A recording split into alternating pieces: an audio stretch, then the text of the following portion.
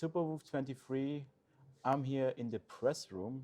It's wonderful here, but it's definitely calmer for a little talk with Artemiy from Sinevibes. How are you? Good, good. Thank you very much. It's been wonderful so far over here. How is for you Superbooth? Is it a big event for you? How do you feel? All these new products, these people. You maybe see also your I'm customers. Mostly, yeah. I've had quite a few people that came to me to actually tell me that they're very grateful for the stuff that we've developed, which was quite amazing actually.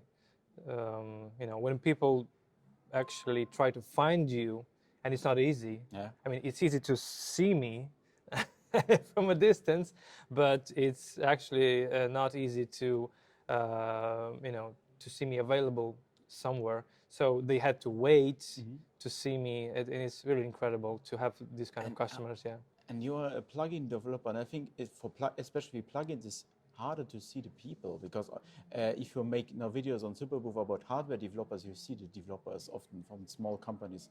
If you know if on the net and you have a customer, it's harder to see the personalities who are behind these plugins because often on your website you can purchase it and it's done. And but you are the head of Sinevibes, and you have also some help. So our cameraman, you are working also with him together. Yeah. Steven from the UK is an old friend of mine, and he's been involved with a lot of Sinevibes things since quite a few years ago. One of the big projects that we worked on with him, for instance, it was the torsion synth. Basically, all of the MIDI audio handling in that one is his work. He also helped me build Multitude, which was our called sequence multi-delay plugin, and the new generation of plugins that we started to ship 2.5 years ago, that now runs on Mac and Windows in AU, VST, and X. The foundation for those plugins is entirely his work.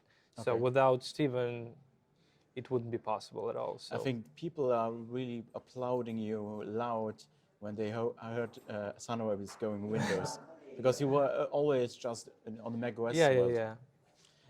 We had some fun on the Mac because we could use Core animation, which is a very, very beautiful framework for doing animated user interfaces. And we kind of missed that, now having switched to Juice, but Juice just has so many other things that we can do with it on multiple platforms that it's kind of like no-brainer, really. And maybe it is no longer a question, but you can keep it very simple. Is it? I don't know how many plugins are available on the market. It's crazy. Tens of thousands for sure. Is it still intensive or tough to make your own new innovative ones? Because you tend to be repetitive with another company, or this is already covered by other company. Because I know you try to always reimagine classic effects and bring them further. Honestly speaking, let's say if you're always being kind of honest to yourself, to your own kind of inner voice that wants to do something your way, you can always do your own thing, even if it's kind of resembling what's been on the market or what's trending right now, or what's already too classic and has been done multiple times. Such was the case, for instance, with our Stator tape wobble simulating plugin. Kind of all these tape style coursing and pitch drift plugins were beginning to become very, very trendy and popular. And I thought like, oh, I'm not gonna do this one because it's all over the place. But then I thought, I do want to have this effect in my portfolio. So I thought I would just give it a try. And the thing is, I've actually never touched, I haven't touched a tape recorder player for maybe like 20 years. So I was only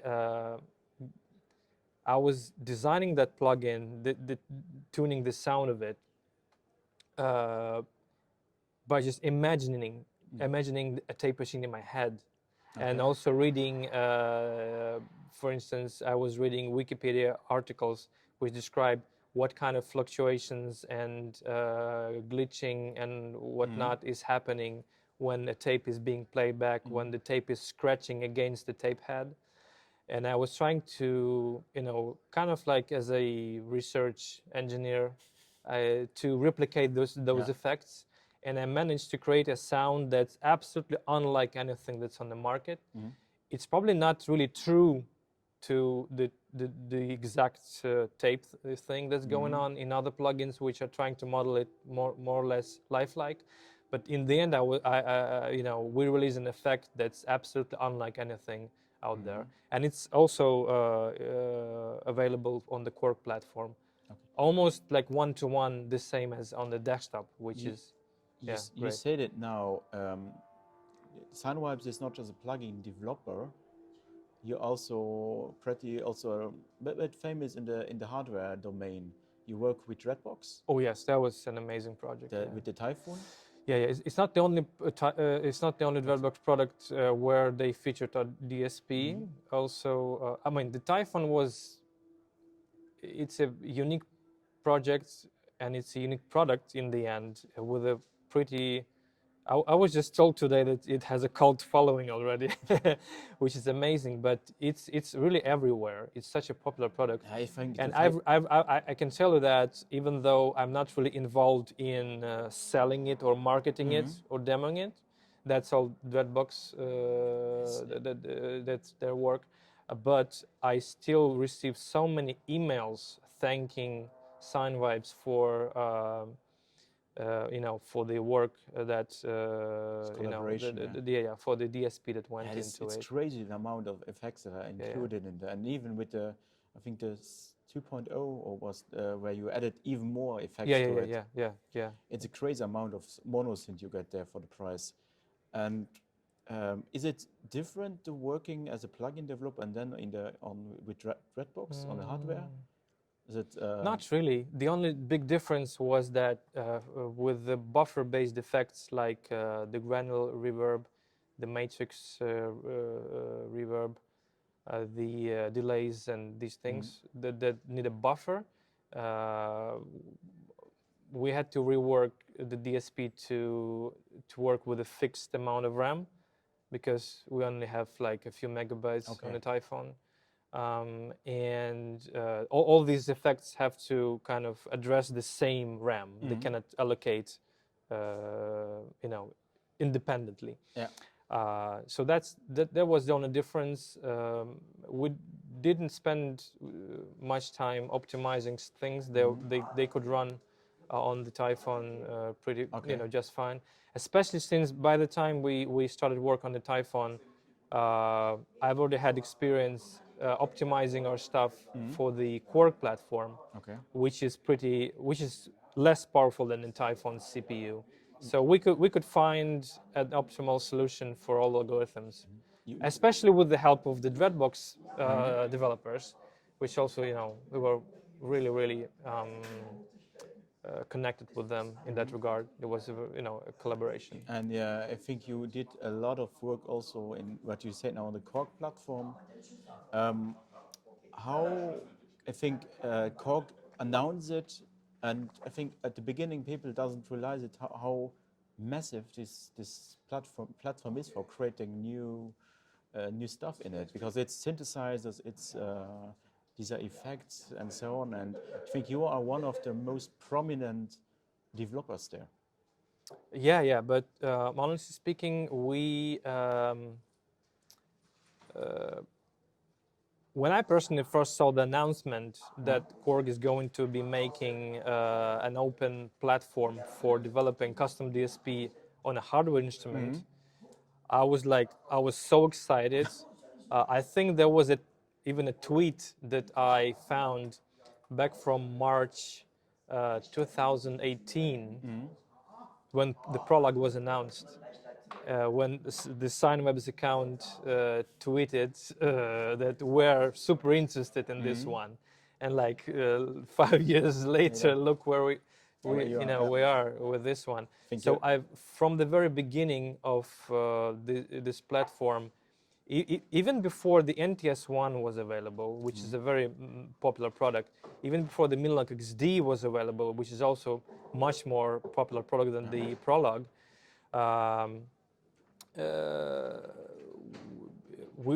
I realized that there's a ton of potential here, and I really want to see what's going to happen. So we started pretty slowly, but with each release, we get more and more sales, and then the Minlock XD came out. The user base started to grow. Then the NTS one came to the market, and we pretty much have a very big community of users right now, and they're very supportive, and they're very respectful to what we're doing, first and foremost. And it's kind of like, because we started early on the platform, and we started really pushing the platform to its limits. Literally, we got to a point when the CPU could no longer handle what we were trying to do, so we had to scale back. So almost every oscillator and almost every effect that we do is really running at max power. So all your actual plugins you did for already on the almost at the maximum of the power of the DSP, or? Yeah, exactly. Yeah. So if, even more, if we added like one more parameter, they would crash.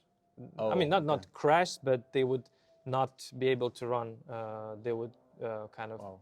Yeah. But what I heard from some guys, the platform is pretty easy to enter. It's not the most difficult one. No. There are very few parameters to handle. There are templates from Korg that show you how to say allocate a buffer to use in your delay or reverb plugin. And the oscillator engine has an example oscillator that just produces a sine wave, but you can see how the phase accumulator is running, how you can use it to do something else. And so it doesn't require a very deep learning knowledge of the learning curve of DSP. Actually, you can fiddle with it. You don't have to be really into DSP. You can just play around with a few things. But you can use your own DSP codes in the SDK. Yeah, of course. Yeah. That's what we did. Yeah. It's just we don't use anything that Korg has provided on the platform. It's something for the beginners, but also something for the high-end people. Definitely. I mean, it depends on how patient you are and how you are into this. In general. Yeah. But how long do you take for one plugin for the Korg? Is it something it's made in 6 months, or is it? No. I mean, it depends on what this plugin is. First of all, if I was doing, let's say, a delay line that would be modulated by an LFO, I could code it without any source code within maybe like half an hour. Okay. But then I spent many years learning this stuff. So this is like almost like automatic stuff that's coming from memory. The same thing goes for complicated plugins. I have dozens of DSP blocks that I could use, which already have been done years ago. So it's difficult to say. Some plugins I have as an idea, like, okay, we should do this type of thing, and the structure of it emerges in my head, and I realize we can build this whole thing with the existing blocks we have. Sometimes it's something like, oh, I have never done this particular DSP algorithm. Let's see how it it can be done, and then it might take. It might be something very simple as a final product, but like technically it's a very simple one. But it takes weeks to just experiment with the tuning and everything, to see to find the right sound that we like and that we would like to release as a product. And I heard from you a bit earlier before, the limit is in the Minilogue XD the core, which is limited to a strictly amount of parameters and the DSP. This was expanded in the Drumlogue. Yeah, exactly. It's more it has more DSP power. But what is your wish? What you is there where you are now on the limits? Let's say it's probably DSP power. Or is there more you want to see? The wish for exactly for what exactly? I see where you can push maybe more the limits as a developer. Or you think it's already a great platform for? Honestly, we could still. I mean, we still have a lot of plans for new plugins on the, let's say, the first generation SDK. And none of them are going to be hitting the limits because we know them now. We understand them very well, what the limits are, and the imagination that I have, for instance, for a certain plugin, kind of already takes into account the limitations. And the first plugins that we didn't really explore everything that was possible. So I would say the earliest plugins that we did 3 or 4 years ago could be pushing the platforms even further. Okay. So the latest engines that we did, like Node, Odds, Groove, they cannot have any more DSP running there. But still, like we plan to do some more modulation and delay and reverb effects, which are still, I would say, we have more than enough power to do those. On the Drumlogue, it's a much more powerful CPU. We can do way more, and we will have to see still what the limits are on that platform. It's way closer to desktop now than the Minilogue XD and MTS1, the Prologue. So the future is quite interesting. I'm totally impressed by the community that this entire already generated. There's many developers who are opted even for free stuff. Oh, it's amazing. Premium one, it's amazing. I hope Korg is doing there more and more on this SDK. And I have quite a few plugins that I use from other developers, especially the oscillators, which are amazing. And we did a masterclass with Korg on these plugins, and I've showed these plugins. Just yesterday. And I've actually showed the third-party ones, not from Sinevibes, first and foremost, just to see, hey, there is a lot of awesome stuff from other developers as well, and they are worth buying for sure. Because I know many people doesn't use this engine. It's mostly used the Minilogue XD, but not the engine. And that it's sometimes I say, ooh, try it, because you can turn it into a new synth. Basically. Hopefully sooner or later they will discover this amazing possibility. But you can have dozens of different personalities of the instrument, and the biggest thing is you configure it to your own liking. You pick the oscillators, you pick the effects. And that's great, And in theory, each Minilogue XD, every single Minilogue XD on the planet could be unique, because the user gets to choose what kind of sounds they can create out, with it. I think we need to check out what this platform is capable. I think you brought to the Superbooth your new plugin for the Drumlogue.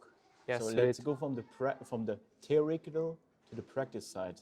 So we are now here in the practical side of the SDK, and we have here the Korg Drumlogue and the Minilogue XD, and both synths have the Korg SDK. But there are differences on the technology side. So Artemiy, what is the difference? Okay, so previously on what I would say the first generation SDK, we had a possibility to develop and use custom oscillators as part of the entire synth engine. And on the Drumlogue, we no longer have just an oscillator. The user engine is a self-contained engine now. So it's a proper synthesizer which gets the MIDI data by itself and decides how to handle it. So it's more powerful. And on the effects side of things, we used to have modulation, delay, and reverb effects. On the Drumlogue, we have master effects as well as delay and reverb effects. But there are three crucial upgrades that I would highlight. First of all, we have way more parameters now. On the first generation SDK, we used to have 8 parameters we could present to the user in the oscillators and up to 3 in the effects. On the Drumlogue, we now have up to 24 parameters, both for the effects and for the synthesizer engine. So it was for you more difficult to develop. Yeah, it was something. quite tricky to squeeze a lot of flexibility into this platform, because 8 parameters for a synth engine is not much. But we did manage to make good use of it, of course.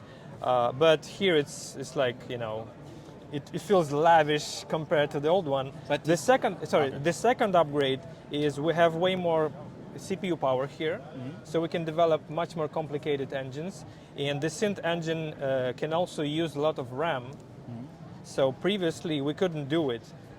We couldn't have any, we couldn't use a significant amount of RAM. It was like a few kilobytes. So they use. Now we could use wavetables, for instance, which is one of our new engines is going to be using additive wavetables, which require a lot of RAM. So they're using a new chip inside, or? Yeah. Probably. I'm not sure about which one exactly, but there's definitely more computational power in here. And the third thing is we were limited to 16 oscillator plugins and 32 effect plugins here. On the Drumlogue, there is no limit to the amount of plugins we can have, only the limit of the total size of them. So there's the 32 megabyte memory built in here, which is used both for user samples, oscillators, and effects. And in theory, let's say if an oscillator plugin takes, it can be pretty compact, could be like 20 kilobytes. So in 2 megabytes of memory, you could have 100 plugins, which is already twice as much as here. There are 100 new synths. And if you let's say if you use 10 megabytes of user RAM all for plugins, that's really like 500. Yeah. In theory, some of them could be even less in size. But this synths inside Drumlogue has their own effects, or they are still dependent of the master effect. You can build whatever you want into the synthesizer as long as it runs. I mean, if it doesn't use the entire processor, as is the case, for instance, with Nano, which has its own multimode filter, which is not an effect, but it has distortion. And the original version that we shipped with the firmware 1.0 had one distortion algorithm, then we updated it with another one, and in the new Nano version, we actually will have 3 more. So Nano, in the next firmware update for the Drumlogue, will have 5 distortion algorithms to choose from. So, and actually, quick demo of Nano, how it sounded with the original algorithms. So we're just hearing a bass line created with Nano, the version that comes with Drumlogue firmware 1.1.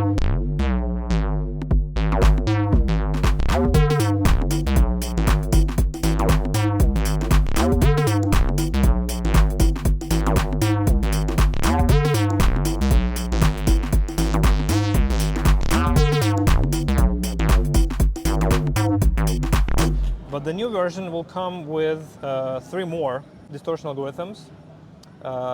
Let's check them out.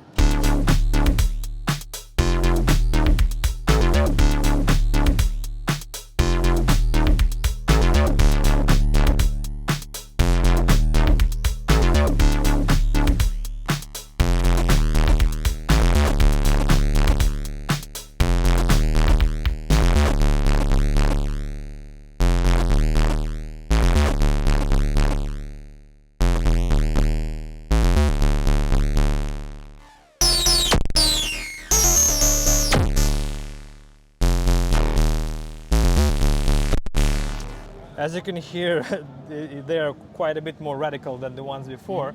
So Nano is now much more versatile. So it can do quite, nice, delicate sounds.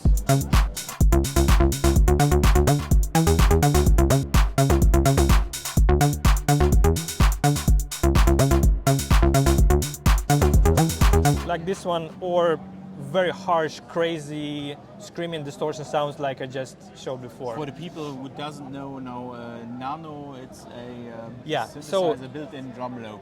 Exactly. So it's a plugin built by our company, Sinevibes, that's included at no cost with every Drumlogue. So it's a virtual analog engine with 2 oscillators, a multimode filter, an EG for the filter, EG for the amp, as well as an LFO, and built-in distortion. So it's kind of like a multi-talented engine. Is it really. polyphonic?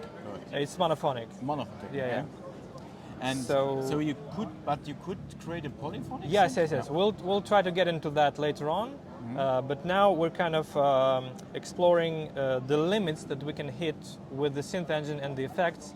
And since they run on the same CPU, we need to be careful so that, let's say, if we ship multiple different plugins for the Drumlogue, they all should be used in any combination. I mean, people should be able to use them in any combination. So we cannot have a super hungry synth engine with a super hungry effects. Okay. They will not run at the same time. So we need to push this platform to its limits and see what configuration of plugins we can. And for Superbooth, you have a preview of a new one. Yeah. So we're working on another mono synth which uses a different oscillator technology, which is based on additive wavetables. So it uses, it's a non-aliasing oscillator, so it sounds very rubbery, very pure. And we have a multimode filter similar to the one in Nano, as well as a saturation algorithm, which is not included in Nano, a different one. And all in all, it's kind of we're kind of going towards a beefy analog bass and lead engine, sort of like SH101 or Dreadbox Hades, with a shapeable oscillator and a sub-oscillator, which can then be saturated and distorted.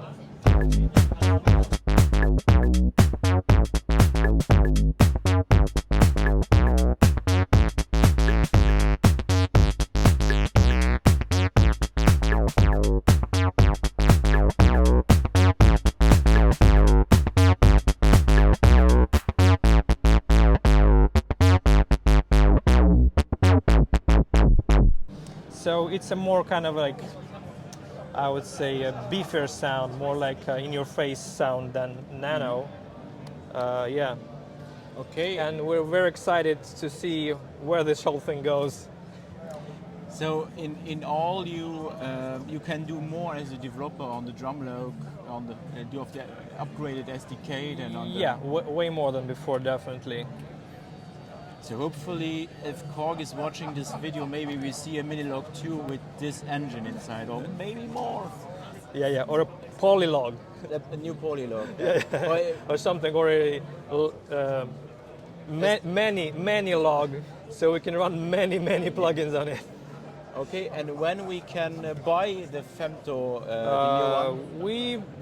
We're kind of playing with it for now. I cannot make any promises. Hopefully, like in a few weeks' time, but we'll see. Yeah. Okay, and it will be then you can then run it only on the Drumlogue because it's it will be Drumlogue exclusive because it needs a lot of RAM for the wavetables. We would have had it on the old platform because I think before. Korg maybe had made a little mistake in terms of how they spell it. It's still the SDK, but people think it's then also compatible with your Minilogue. Yeah. There is technically no. They don't say it's the first generation, the second generation. It's just like the SDK for these instruments and then for the Drumlogue.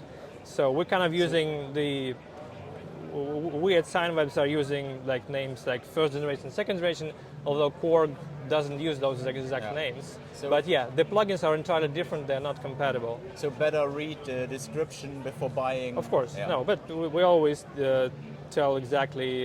And what many people may know, the Minilogue XD, if you buy one plugin from the Minilogue XD, you can install in the Prologue and on the NTS1. Yeah, exactly. We ship all plugins in all formats. I mean, if it's the first generation SDK, every plugin runs on all three instruments in the family. You can install every plugin on any amount of Korg instruments that you personally have. And also for the presets that come with our oscillator plugins, you can install them in any slot number. Okay. So if you can arrange the plugins in any way you want, the presets will work. Okay. Yeah, and then do you have already a price direction? What will the Femto cost? Probably $29.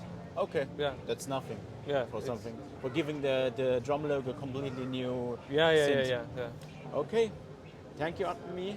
I wish My you pleasure. a good Superbooth 23 and big thanks. Hope Thank to see you. again Thank you as well. very Thank you. soon. Bye.